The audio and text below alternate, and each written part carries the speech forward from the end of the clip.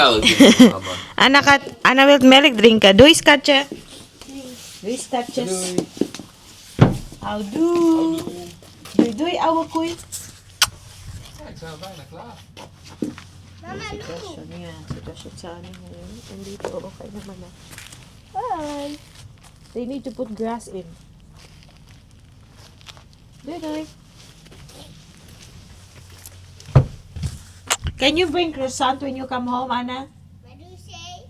What did you say? What did you say? Can you please bring croissant? Is dat goed voor je fasting, man? For Anna. Ja. Aduh. Good morning, titas. Welcome naman po sa panibagong video. Talagang puffy na puffy pa yung ating mukha.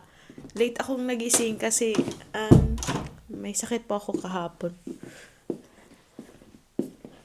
So, sumama yung pakiramdam ko kagabi ba para akong alagnatin. And ngayon, ayan na, nagsa-start na po yung aking sipon. Kung kailan babalik ako sa trabaho. Yan naman, magkakasakit tayo. Ano ba yan? Sumakit yung katawan ko kagabi and then nag-start ako na sumakit yung throat ba. So, uminom po ako ng gamot and then sobrang aga ko pong natulog. Yun. Pero okay naman na. Pero okay lang. Pahinga tayo. Saturday, so walang trabaho si Mr. Si Anna is just at home. And then later, mag-ano kami. Punta kami ng Eindhoven because it's the birthday celebration of Sis Lynn. Nakita niyo na po siya sa vlogs ko pero hindi na madalas these days because we don't really get to meet up we don't get to meet up a lot compared to when the kids were still really young. And kasi may mga trabaho din so mahirap na po mag-meet ng mas madalas. Kailangan planado po yung pag-meet namin. But yeah, we got invited to her dinner party, to her dinner celebration, so we are going there later. And si Rina nag-text, nasa Hong Kong na siya. Medyo mahaba yung kanyang layover doon. Pero I think by the time I replied, she was already on her way to Manila. Guys, hindi ko makikita si Rina ng mga 7 weeks plus yung akin. Siguro mga 11 weeks or 12 weeks kaming hindi magkikita. Ano ba yan, Day? Ano na, Day? Ano na, Day? LDR talaga tayo, Day. Pero anyway, I hope mag-enjoy siya dyan sa Pilipinas. Kasama ni Nanay Emma.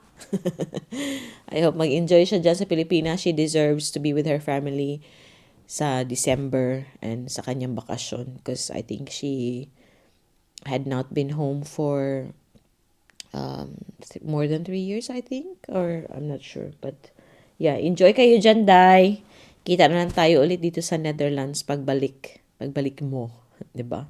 So anyway, guys, I will just get ready and also start studying. Kay may exam na naman tayong dadating. Kailangan mag-study ako. Kasi para hindi na 1 point yung mistake natin, 5 na. Joke lang. I hope makapasa na tayo this time na kahit 44 man lang, 'di ba? 43, hindi talaga nakakapit yung score ko. Last time, 43 talaga. But yeah, see you na naman po. Mamaya, balikan ko po kayo mamaya. I hope okay po kayo and enjoy the rest of this video. Hello, titas. 11:41 na po and gutom kami. Sirot gutom. Ako din gutom. See you later, ha? Nag-text na si Lynn because celebration nga niya mamaya. I'm gonna make toasty for Anna because kailangan niya mag-lunch. Ako po ay talagang magkakasakit. Sinaano ko na yung throat ko and also yung ilong ko. Kung kailan babalik ako sa trabaho, di ba? Ano ba yan, oy?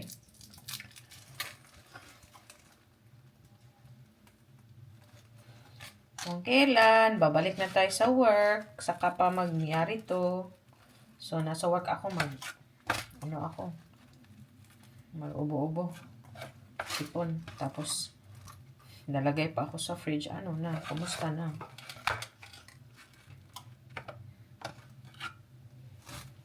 So, gawan natin ng toasty si Aling Maliit.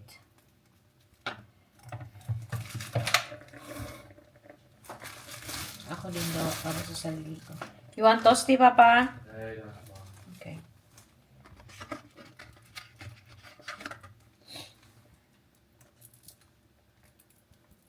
Anyway, yung motivation ko na lang, malapit na akong umuwi ng Pilipinas.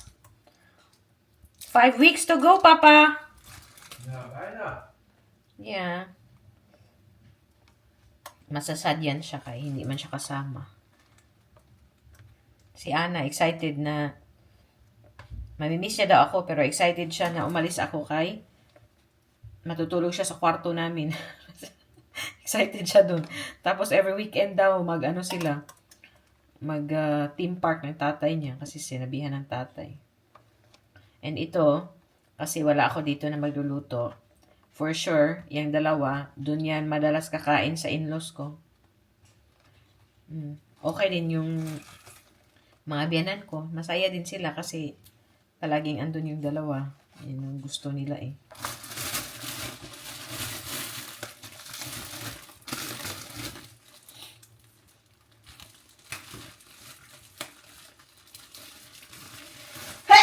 Agay! Ayan na.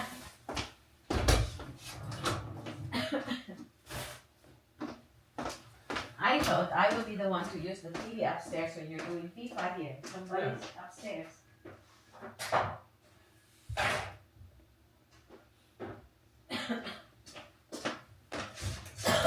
Oh, good luck to me. Ook al hier was toe. Ja.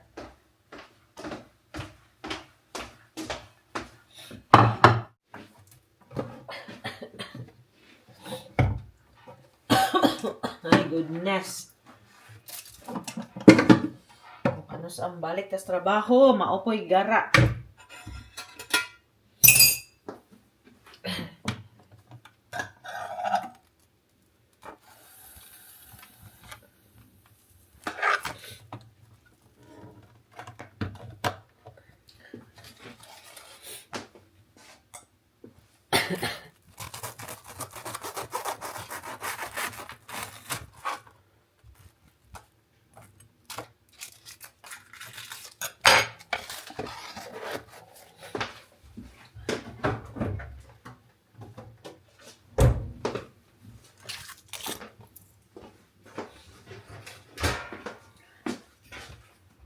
Dali natin to sa magandang dilag. Magandang dilag.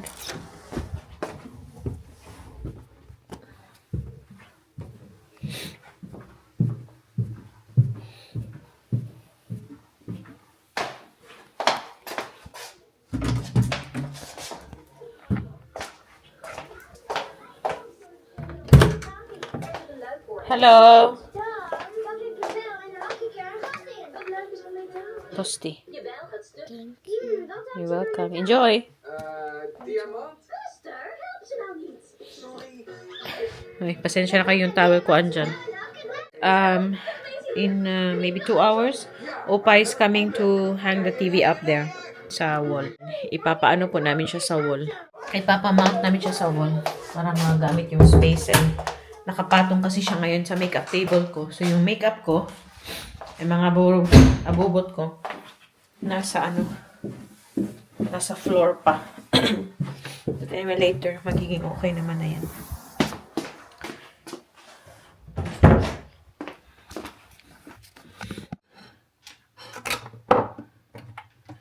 And this is kagandahan pag may toasty maker tayo, ganito. Si ma'am, buti na lang na nakapadala ako doon sa Pilipinas. Magagamit ko din siya pag andun ako kila mama. Pang breakfast. Bili na lang ako ng cheese. Kasi mahal yung cheese sa atin, no? Pwede naman yung yung Eden cheese. Pero hindi ko alam. Matagal na akong hindi nakakain ng Eden sa tinapay, baba. And syempre, no, ilang taon na tayong wala sa Pilipinas, so nag-change na yung panlasa natin. Ayan, na yun lang. Gutom ako. Ang gusto ko kasi nito kasi crunchy siya, 'di ba?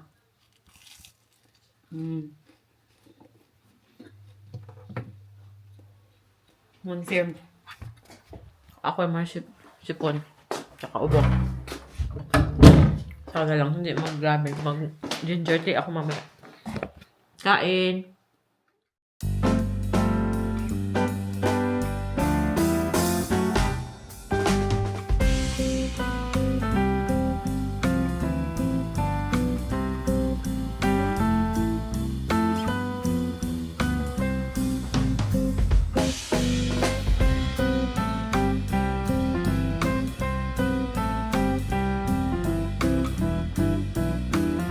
A few moments later. We're on the way to dinner.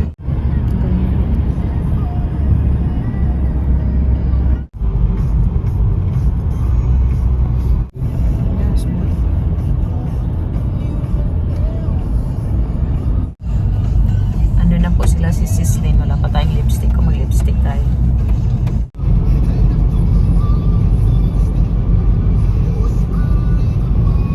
Nice. Dito na po tayo. Andiyan na rin sila sa labas naghihintay. Ay, ang lamig.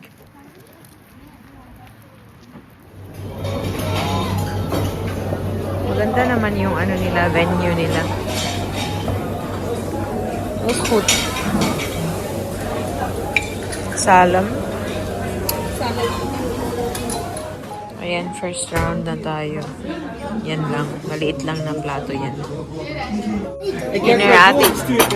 Kies tempo heet die. Yeah? Okay. Thank you, well.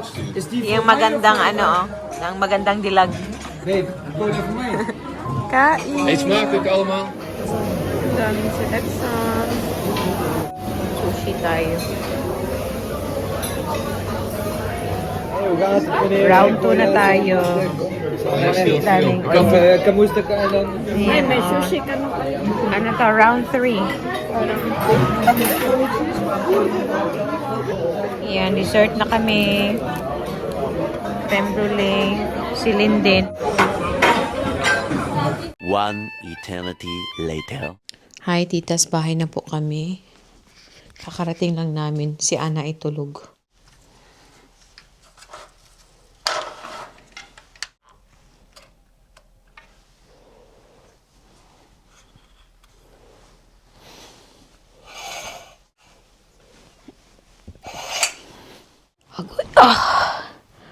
Finally, makakapag-relax ako.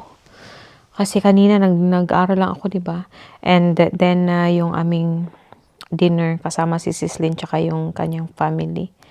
Akala ko marami siyang bisita, kami lang pala ang bisita niya. Kami lang. Mag-insert pa ako ng mga pictures yan. May toothpick pa talaga ako dito. Pasensya niyo na po.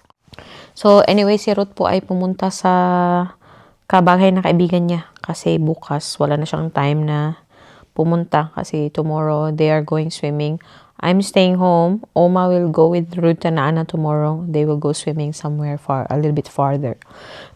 Siguro mga almost an hour drive. And medyo sumasama na po yung aking pakiramdam. So before ako matulog, ako iinom ng BioFlu. Kasi nga, mas nafe-feel ko na ngayon yung aking throat and also yung aking ilong. Siguro nahawa ko kay Ana kasi medyo sinisipon si Ana eh. And marami po talaga nagkakasakit these days kasi nga winter na. So ganun. Masaya po doon and syempre naman yung mga kaibigan ko po kasi yung mga mommy friends ko talaga katulad ni Sislin, si Ma'am Shivanj and si Fatima. Yung sila po talaga yung aking mga mommy friends na mas madalas kong nami-meet. Although hindi kami madalas nagkikita, pero we are still able to meet pag may mga ganitong okasyon. Mga okasyon na lang po talaga kami nakikita kasi nga may mga trabaho and then syempre may mga anak. Pag may free time and sinispend talaga natin sa mga anak natin or sa pamilya natin. No, mahirap talaga. But anyway, thankful ako sa pag-invite nila sa amin. Akala ko talaga marami kami doon. Kami lang pala yung bisita nila. Kami lang pala. Pero sobrang saya naman. Nagchika kami na. Siyempre, no, pag nagkita-kita, kulang talaga yung oras ba. I had so much fun catching up with Sislin. And si Ruth din tsaka yung asawa niya nagchika sila. And of course, Angelo and Anna also played a lot. And then si Dudong Ken, yung anak ng kaibigan ko. Kasi andito na yung anak niya na galing Pilipinas. So finally, happy ako para sa friend ko na kagaya ko na iba-iba na iba yung life talaga dito ba. Sila po yung mga palagi kong nakakausap dati nung kaka-move lang namin dito kasi magkasunod lang kami. This is Fatima, yung adjustment namin. Parang nakaka-relate talaga kami sa isa't isa ba. Lalo pa na may mga anak kami. Ganun. So, happy ako na marinig yung mga achievements nila sa buhay, yung katulad ng kay Sislin na yung mga goals niya, unti-unti niyang naaabot, yung mga ganun ba. Nakaka-happy po pag may mga ganyan tayong mga naririnig na magandang balita sa mga kaibigan natin dito sa abroad na somehow nakaka-relate tayo sa isa't isa ba. But yeah, I'm so happy for her and also for her family. And yeah, hindi ko alam kung mapapanood yun to kasi wala nang time yun manood ng mga vlogs ko. But yeah, happy ako for you. And happy birthday, sis. Thank you sa pag-invite. At I think i-end ko na din po yung ating pa-video, no? Maraming salamat sa pagsama sa amin today. Maraming salamat sa pagsubaybay sa aming araw at mga pangyayari sa aming araw at buhay dito sa Netherlands. Thank you po sa pag-join. And I hope okay po kayong lahat. Kita-kita naman po tayo sa susunod na video. Maraming salamat, Tuy. Mush, babush.